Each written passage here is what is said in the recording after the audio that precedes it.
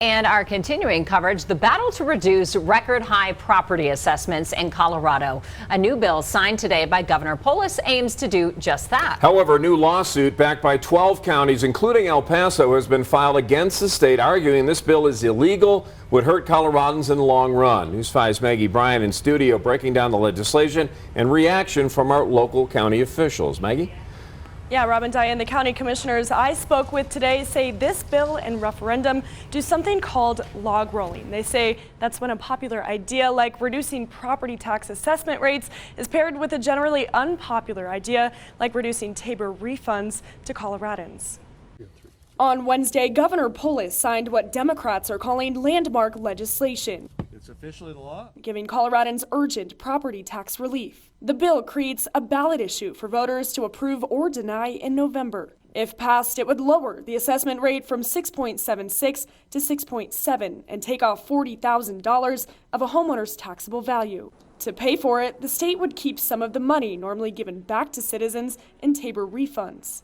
We don't think this is accurately tells the public what they will be voting on at the end of the year. In response, the advocacy group Advance Colorado, along with 12 counties, including El Paso, are now suing the state. They say the bill is illegal and is meant to confuse voters. This is a bait and switch for voters of Colorado. The lawsuit says the legislation violates the single subject rule in Colorado's constitution. It states that a bill cannot contain more than one subject, and that subject must be clearly expressed in the bill title. You see property tax, education, and energy policy all rolled up into one bill that we'll be voting on at the end of the year. Clearly, we believe this violates the single subject rule.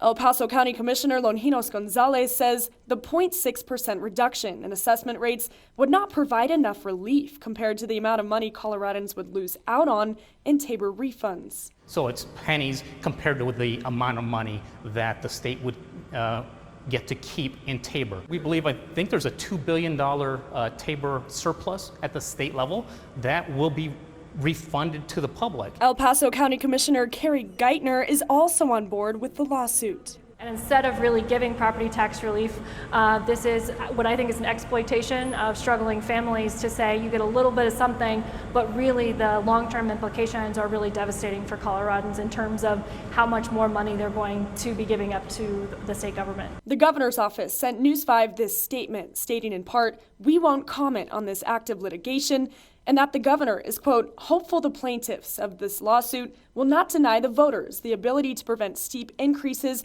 in their property tax bills. County commissioners say Governor Polis should instead sign Senate Bill 108 into law.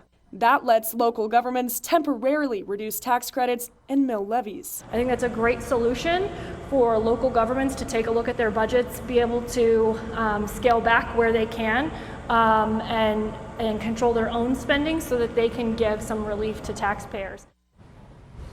Now, Advanced Colorado, the group that filed the lawsuit, says the litigation will be expedited because it relates to the measure on this November's ballot. We will continue to track the case along the way. Rob.